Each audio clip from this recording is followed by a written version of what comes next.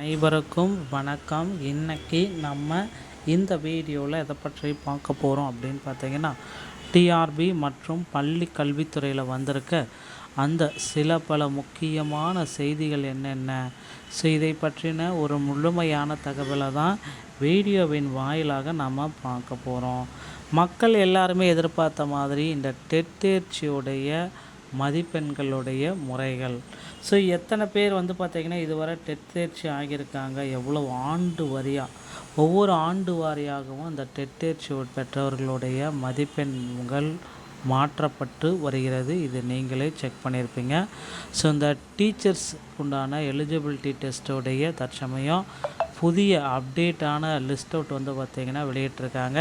ஆசிரியர் தேர்வு வாரியத்தில் 13/2/2026 படி பள்ளிகள் பணிபுரியும் ஆசிரியர்களுக்கு ஆசிரியர் தகுதி தேர்வு தாள் 1 4, தாள் 2 5 7 ஆகிய நாட்களில் நடைபெற்றது. தேர்வு தாள் 1 222 மையங்களில் 51,535 ஆசிரியர்களும், தாள் 2 633 1,60,000 ஆசிரியர்களும் தேர்வு எழுதினர்.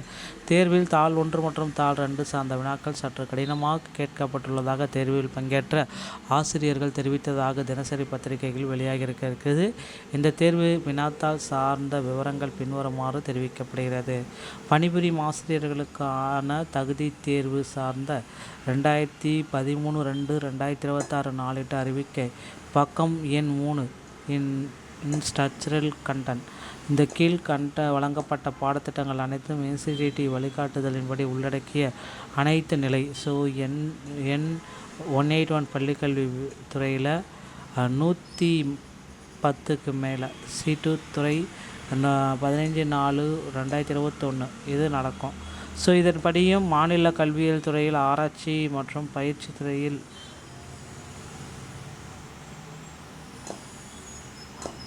நிறுவனத்தால் வழங்கப்பட்ட பாடத்திட்டத்தின் அடிப்படையிலும் நிர்ணயிக்கப்பட்டுள்ளது. ஸோ இதுக்கு அடுத்து பார்த்திங்கன்னா இந்த குறிப்பாக 1/1/2026க்கு எண் பக்கம் 3 தலைப்பு 4 கீழ் கொடுக்கப்பட்டுள்ள தாள் 1 சார்ந்த பாடத்திட்டம் சார்ந்த புத்தி பகுதி எல்லாமே.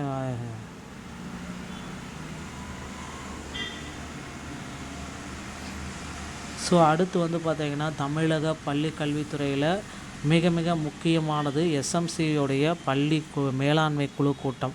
ஸோ 100% மாணவர் சேர்க்கை மற்றும் இடைநிற்றல் இல்லா பள்ளி 0 டெர்புட் எல்லைக்குட்பட்ட அனைத்து வயது பள்ளி குழந்தைகளும் பள்ளியில் சேர்க்கப்பட்டுள்ள என்பதை ஆய்வு செய்து பள்ளிக்கு வராத அல்லது பள்ளியை விட்டு விலகிய குழந்தைகளை அடையாளம் கண்டு மீண்டும் பள்ளியில் சேர்ப்பதற்கான நடவடிக்கை தொடங்கியாச்சுங்க.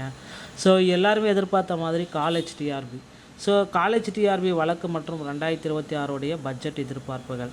ஸோ ஆகஸ்ட் 4 வரை விசாரணை தள்ளி வைக்கப்பட்டாங்க. நீதிமன்றத்தில் அடுத்த கட்ட விசாரணை நடைபெற உள்ளது. அதுவரை சான்றிதழ் சரிபார்ப்பு, CV உள்ளிட்ட எந்த நடவடிக்கையுமே கூடாது அப்படின்ட்டு காலேஜ் டிஆர்பி முடிஞ்சு போச்சு. பணி நியமனங்களுக்கு இடைக்கால தடை. போஸ்டிங் போட்டாலும் அது இடைக்கால தடை. நீதிமன்ற உத்தரவு. நீதியரசர் முன்மேனி கதிர்குமார் அவர்கள் அடுத்த உத்தரவு வரையில் உதவி பேராசிரியர் பணி நியமனங்கள் செய்யக்கூடாது. தாள் 2 பேப்பர் 2 மதிப்பீடு குறித்த வழக்குகள் 9 பேர் தாக்கல் செய்யப்பட்ட மனுவில் தாள் 2 முழுமையான மதிப்பீடு செய்யப்படவில்லை என உத்தரவிடப்பட்டுள்ளது. ஸோ இந்த வழக்கின் முக்கிய அம்சமாக உள்ளது. அடுத்தடுத்த தகவல்கள் தெரிஞ்சுக்கலாம்.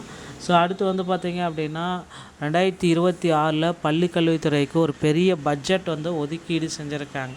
ஸோ இந்த பட்ஜெட் அடிப்படையில் 2026 மக்களுக்கு பார்த்திங்கன்னா நன்மை நடக்கும். ஜூலை 2 முதல் 22 வரை முதலமைச்சர் ஆலோசனை செய்ய இருக்காரு. முதலமைச்சர் துறை ரீதியான அமைச்சர்கள் மற்றும் அதிகாரிகளிடம் பட்ஜெட் குறித்து முதலமைச்சர் ஆலோசனை நடத்திட்டு வராரு. ஸோ எதிர்பார்க்கப்படும் முக்கியமான அறிவிப்புகள் அப்படின்னா, ஆசிரியர்களுடைய காலி பணியிடங்கள் வரும். ஸோ பள்ளி கட்டமைப்பு, ஸ்மார்ட் கிளாஸ் ஆய்வகம் மற்றும் மேம்பாடு, ஆசிரியர்களுக்கான புதிய அறிவிப்புகள் எதாக இருந்தாலும் ஆசிரியர்களுக்கு ஸ்ட்ரெயிட்டாக அறிவியுங்க அப்படின்னு சொல்கிறாங்க. ஸோ பட்ஜெட் தாக்கல் காலம் ஜீவ மாத நிதியை மாத தொடக்கத்திலேயே 2024 ஆக உங்களுக்கு பட்ஜெட் இருக்க முடியாது. ஸோ தமிழகத்தில் பள்ளிக்கல்வித்துறை சம்மந்தப்பட்ட செய்திகள் அனைத்தையும் இந்த ஒரு வீடியோ உங்களுக்கு பிடிச்சிருச்சு அப்படின்னா நீங்கள் நம்முடைய சேனலோடு இணைந்திருங்கள். மீண்டும் வந்தால் தகவலுடன் நாங்கள் சந்திக்கிறேன். நன்றி, வணக்கம்.